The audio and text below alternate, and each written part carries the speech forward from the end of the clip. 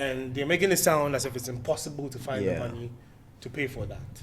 But we're told of all these monies the government is able to make in a very short while, particularly from the sale of gold. Yes. You see, then it begs the question: do we really own those resources they claim we do?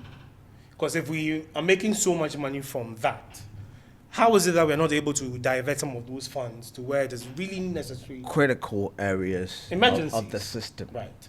How they are essential service providers. Exactly. I doff my heart for the nurses. What can we tell the nurses now? For me, I don't support the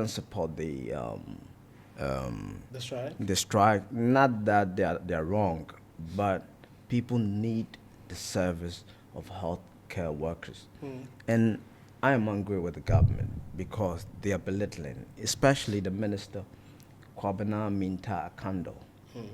Yeah, he has no idea how to negotiate. Going forward, with the successes we've been able to make, particularly with the dollar to CD ratio and all of those, these are visible signs of improvement in the economy. So if you could give us a little more time, right, say before the end of this year, we'd have been able to build the economy to a position where there'll be some stability, and then we can be able to factor in some of these things. This would have made sense to the nurses. But they told them they could do that next year.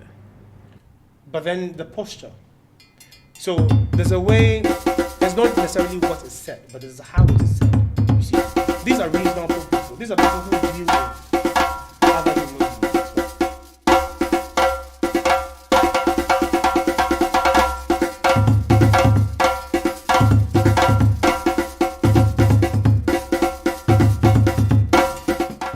Welcome to the Warrior Kings podcast.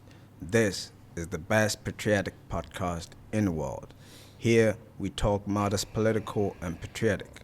And as usual, we have a lot to talk about. And I have my intelligent and patriotic brother here to talk about matters concerning Mother Ghana. Here is an emancipated platform. We talk matters that interest Ghana. So I have my Field Marshal Niai here to talk matters concerning Ghana. Right. Yeah, brother, welcome. Right. And we must emphatically state it that here we don't take any interest in partisan politics. We're here for Mother Ghana, anything that affect Mother Ghana, and that's what we talk about. And so follow, subscribe, and let's learn together. I'm yours truly, the Okuga president. So my brother, welcome again. Thank you very much. And before we start everything, I gotta say well wishes to the students, the basic education certificate exams, BEC students who are writing their exams. We wish you well. God bless you and give you God's brain. So good luck in your exams. Across the country, about 600,000 students are writing. Right. And God bless you all. So let's move straight to the... We have serious issues to talk about. The most serious is Ghana registered nurses and midwives, nurses, right? They are on strike about 3 days. And they are discontent with the government is that the previous government last year, May, signed an agreement with them that they will give them their conditions of service, benefits for the conditions of service. The government went into agreement with them. But unfortunately, that government went, and the new government have come, and in 1 year, the government read the budget, saw those concerns of the nurses, but didn't cover it in the budget. Probably, maybe they didn't negotiate with them. It was the former government that negotiated, so they left it. They never bequeathed any money for that engagement with the nurses, and they left it. And now, the nurses are angry that the government have refused to oblige to their concerns they agreed to, and the government says they didn't cover them in the budget, so they have no funds for it. Right. And the nurses are not budget. The union, GRNMA, across the country are on strike. And the government's reaction to the most this emergency is Right. that the government is calling back the retired nurses instead of actually agreeing to part of the to make the nurses come back to the hospitals and clinics. The government says they are rather begging the retired nurses to come back and to do post, yeah. volunteer work, people who are old age and are home to rest. The government instead calling them back to work instead of dealing with a pressing medical crisis going on, my brother. It is highly insulting and shameful. Right. So, yes, first of all, greetings to your viewers out there, your technical team, everybody. Right. So,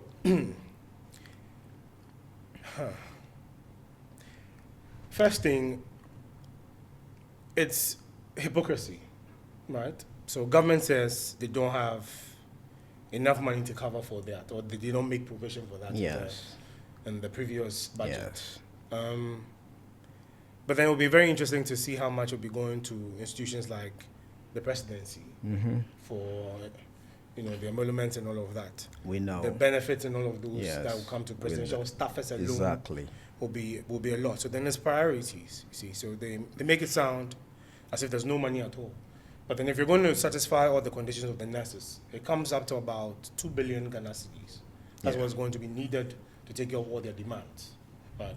The government of Ghana is telling us they've made some very good monies from the sale of gold Gold. in a few months. Gold. And this is not dollars we're talking We're about. talking about cedis. Cedis. 2 billion Ghana cedis. That's just about $250 million.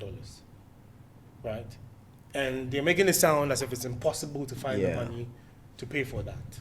But we're told of all these monies the government is able to make in a very short while, particularly from the sale of gold. Yes. You see, then it begs the question: do we really own those resources they claim we do? Because if we are making so much money from that, how is it that we're not able to divert some of those funds to where it is really necessary? Critical areas Emergencies. of the system. Right. They are we not are able to essential divert? service providers. Exactly. I doff my heart for the nurses. Without them, we're seeing the need right now that Yes. they are not there. Yes. And the government is playing ball with it. So it's not an issue of no money or not having money, but it's an issue of priorities, right? So for government appointees, government workers, and all of those, the so-called Article 71 office holders, government is able to find all the monies they need to pay for everything they need to do. Yeah. None of them has been called to make any sacrifice of any benefit. No. So you're talking about some of them taking their kilometric allowance. Yes. So for every kilometer they travel Yeah. by road, Yes. they take an allowance for it, They get coupons right? for fuel. The per diems and the allowances, everything is intact.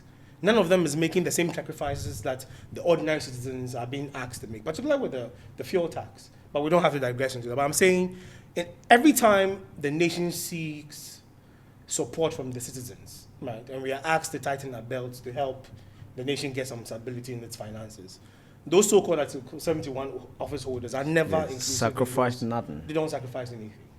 So they would continue taking their salary, sometimes with increments, Yeah. but then divert all the burdens onto the ordinary people, the citizens, you and I, and the rest of the people, to bear those responsibilities. And that's the hypocrisy I'm talking about here. You see, so it's even more insulting when the government decides to bypass the negotiations that are currently ongoing Yes. and seek to call out the retired nurses to join. Highly shameful. And this will have to go out to all the retired nurses. You cannot betray your own. Yes. If your salaries or your conditions of service were better, your successors would not have to come fight the same battles they're fighting today. So this is actually an opportunity for them to join the nurses, active nurses today, to make sure they correct the wrongs that they were not able to correct during their time. And to be objective, right? Right.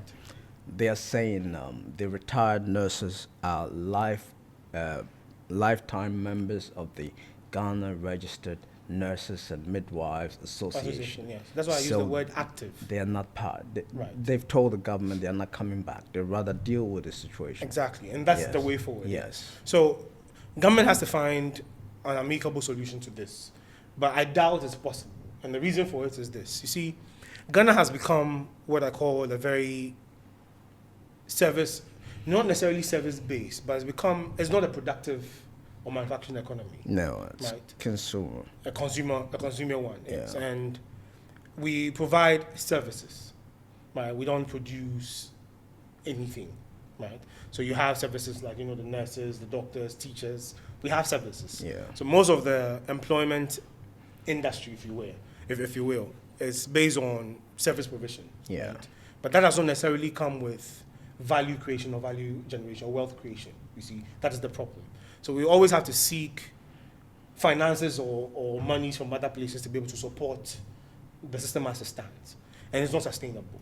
You see, that's why you can have a situation where government actually goes to take facilities to be able to pay off salaries. Yes. I mean, that I don't know Yes. which economic practice that is, Yes. to borrow monies to pay for salaries. But then you ask yourself, what are those workers producing? Why are they not generating wealth? And they borrow money or take money from a non-renewable resource, Right. and Right. invest those proceeds in another non-renewable resource. You Right. see, Right. You so see, that's what we see. so no productivity, no production, no manufacturing. You cannot run an economy like that. You see, it's not sustainable. That's why our national debt stock keeps increasing, because they have to keep borrowing monies to pay salaries. So even if they find the monies to pay off the nurses this year, there's going to be a recurring theme. Next year they'll have to find monies to pay again, and the next year, and the next year. So you see, that alone becomes a very Yes, that could be true, but when you flip it, it could be that right. by making it a priority, right, that essential service providers like nurses or the medical sectors, the staff, Right. they are essential service providers. So Definitely, if you right. really want to pay them, if you cover them in the budget, you find money to finance the budget, even if it's loan. But that I'm saying, that itself is not sustainable. Yes. You see, so we should look at. So the question I'm asking here is, what should be a sustainable module that will be able to take care of some of these problems and prevent them from happening in the future, right? That would be for the government to start focusing on manufacturing, value addition, and value creation. That is how we can sustain this. So if you have a manufacturing base and you're generating wealth, the surpluses from that, or the monies that you're going to make from that venture, can be able to provide invested. social services. Yeah, This yeah. is exactly how you run a country or you run a nation. You see, but this is what is missing. We're not manufacturing, we're not producing anything, so we're not generating revenue that can be able to take care of the social services. But Ghana is running a very big welfare state. So you're looking at how you can provide health insurance. That is government expenditure. You're looking at certain social interventions like free education, basic education is supposed to be free. But they say free, but then teachers have to be paid, right? There has to be learning and writing materials that have to go into all of those. Those things will have to be procured. So free does not exist when government is involved. There's nothing free, you see. So even if they say it's just free, as like I said, teachers will have to be paid, the buildings will have to be maintained, they're writing exams, they're writing the exam materials, all of those things have to be procured. So there's expenditure with everything that government has to do. There's nothing free in government budget, you see. Yeah. And all of government expenditure is actually funded by the taxpayer. Yes. Because unfortunately for us, we don't actually own any of our resources. So we're not benefiting directly from the revenue from the sale of those resources. In our instances, it's not all the time that the budget is financed by the taxpayer. They borrow, Completely, yes, but, they have to borrow to supplement, but yes. the repayment of any debt is done by the taxpayer. It has to. That's the responsibility. So That is what we are acclimatized. So we are actually the guarantors of those loans. Yes. Those facilities are actually borrowed on behalf of the people of Ghana. So we stand as surety Yes. or guarantee for those loans. And yes. sometimes even the future generation. Yeah. Because some of the loans actually mature after 20, 30 years. Yeah. So the fact that they're taking the loans today does not mean we start paying tomorrow. We No. are paying loans, or That we're taking we are 20 years. supposed to pay loans by the PNDC Yes. government. That matured just about They 2 call years it ago. legacy Yes. debt. Legacy And debt. Akufo-Addo multiplied it when he became president. Right. So coming back to the surface of the water, right? What can we tell the nurses now? For me, I don't support the That's right. the strike. Not that they're wrong, but people need the service of healthcare workers. And I am angry with the government because they are belittling, especially the minister, Kwabena Minta Akando. Yeah, he has no idea how to negotiate this. See, the first mistake he did was not appealing to them, but wanting to call back the Retired retired. nurses, that's an Yes, insult. Yes. yes. That's not going So to. I am angry with the government, but Right. but people need essential services. There are mothers with children who need health care. Right. See, and we're here for Ghana. The nurses are there for Ghana. So for me, I'm in the middle. I'm on the surface of this water right now. I want to appeal to the nurses. I want us to tell them, and both the nurses and the government, because the Ghanaians are beneficiaries. Right. Even if the government acquiesces to what their demands, it still wouldn't be them who are the winners. It would be Ghana because they come back to do the good service for the nation. So what can we tell them to come to a middle ground? Both government must pay, right? Right. Right. So there's no middle ground on this issue. You cannot take a neutral position. Okay. You are either with the nurses or you're with the government. Yeah. There's no middle ground. You see. I am with the nurses. Definitely. And the thing is this, yes, even though we do not like the effect of the strike action, they decide to go on strike because that is the only way, peaceful way, they can make their grievances heard and address with the urgency that it deserves. That's the only way available to them, you see. And that's why they have to do what they're doing. Yeah. Mind you, before you even become a health practitioner, there's the Hippocratic law You take. vow you have to take, Yeah. the oath. Yes. Yeah. That's the issue, serve regardless. Yeah. But then people complain that people have lost their lives because of the strike action, that because they've withheld services, people who needed it the most have passed on. But can you imagine the case where you're a health professional, right, in this case a nurse, and your family member is in dire need of health service, right, but then you're not able to afford that service? That is just as bad as what is happening right now, you see. So sometimes try to put yourself in the shoes of those who are suffering this thing, and then you understand where they are coming from.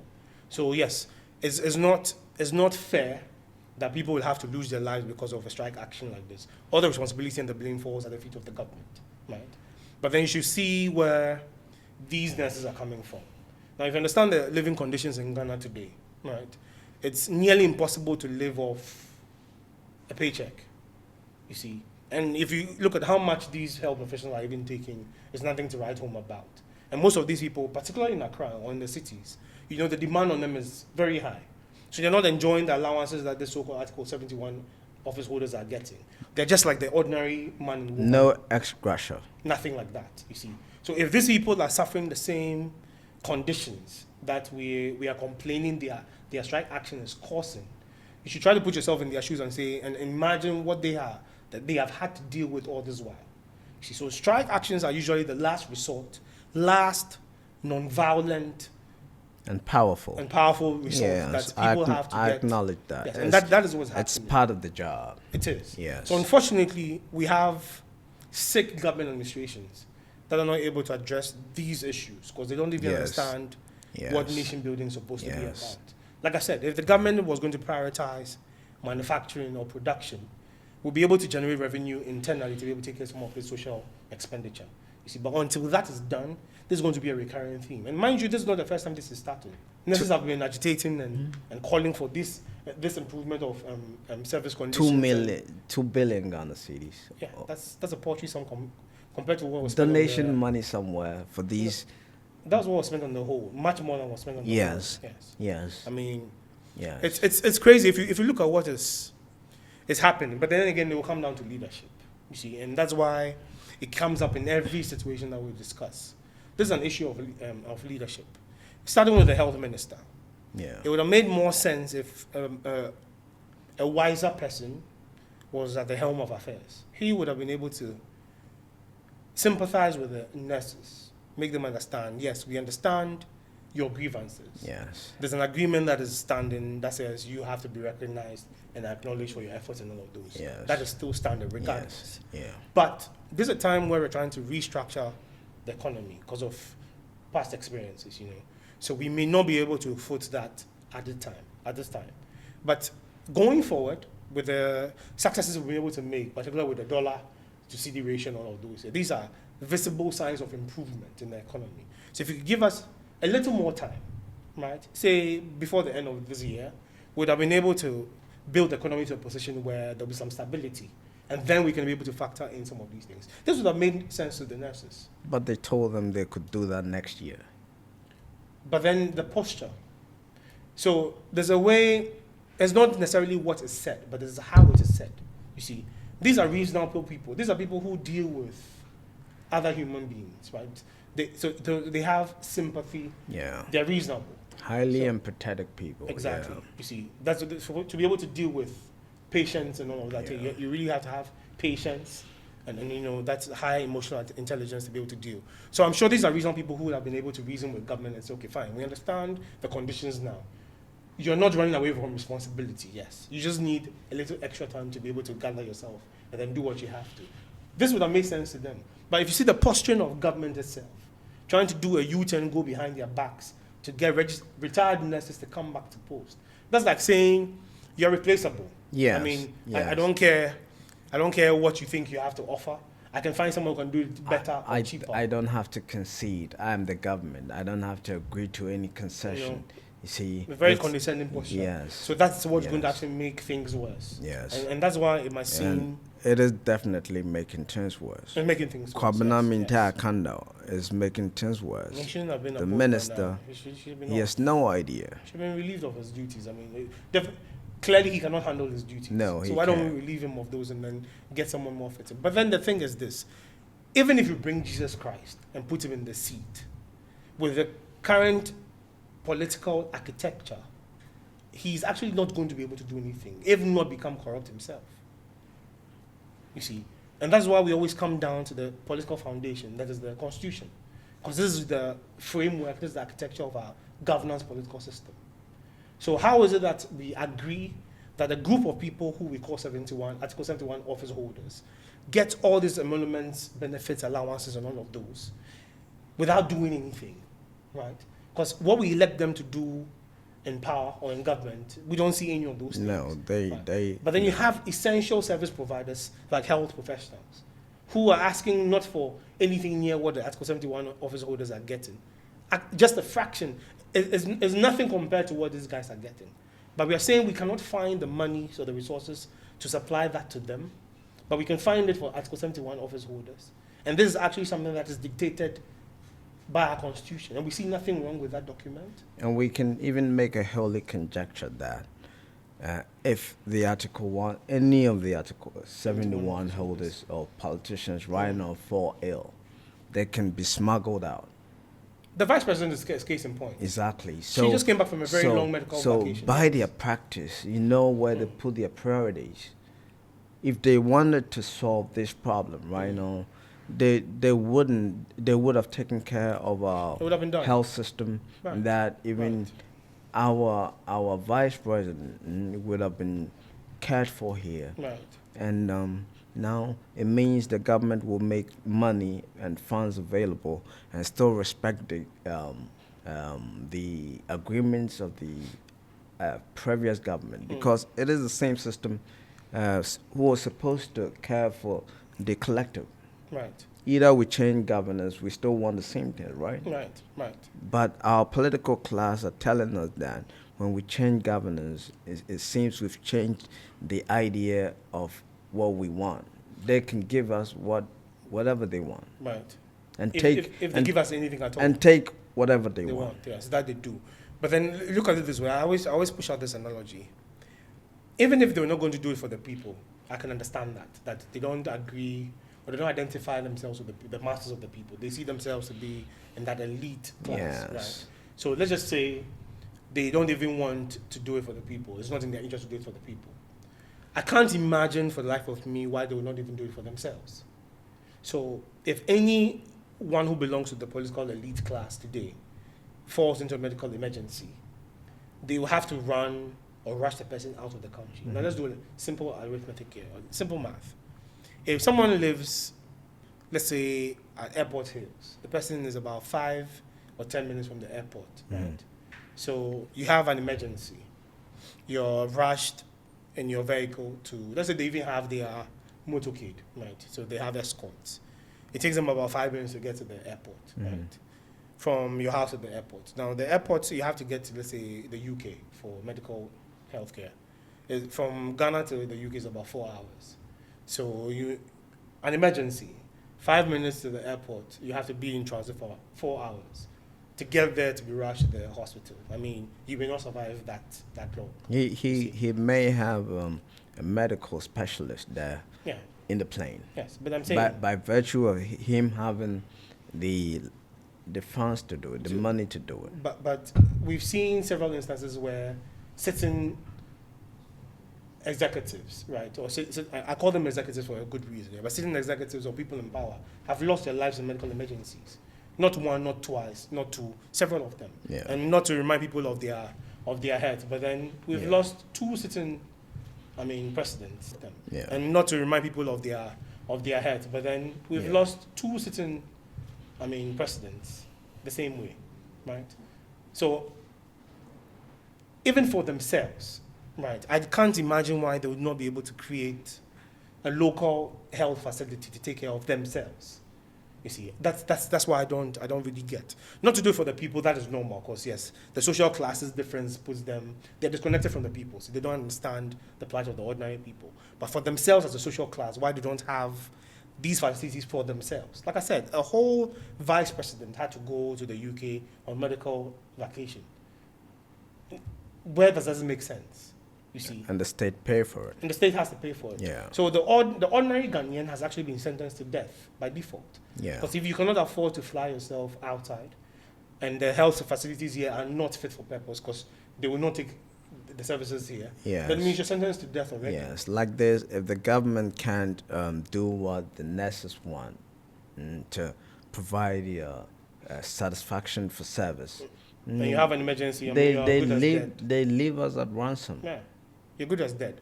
You see, but then luckily for us, so I compiled a list I shared on my Facebook page of over 300 faith-based health institutions, clinics and hospitals that are still functioning. So if anybody needs any health service or anything, you can look at that list, contact some of them where you can get services. Their nurses are not on strike because they don't belong to the national association. They have their private arrangements. So there were some 300 scattered around the 16 regions. Okay. It's on my Facebook page. Near Yopari Bay on Facebook, you find that there. Yeah. People can. So I really wish good health on everyone out there. But in case you need any medical service or attention, these health institutions are still open. They're running and accepting patients. Yeah. So you can visit them. All right. But yeah, this is a situation we have to look at. It comes down to leadership. Until we correct or fix leadership, some of these things will not go away. They're not going to disappear. Yeah. So I would urge President Mahama to do the right thing. Pay the money. Ghana, we're not that poor. We got money, and Gold Board is here. Pay the money, please. Nurses must go back. See, I can't advise the nurses to go back hungry, but I can advise the government to pay the money because you are sitting on the money.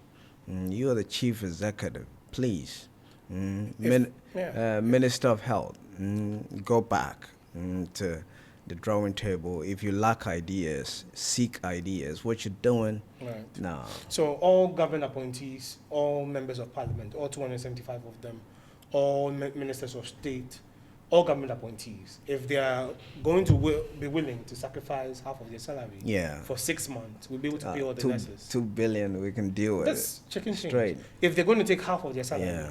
then we can cut down Yes.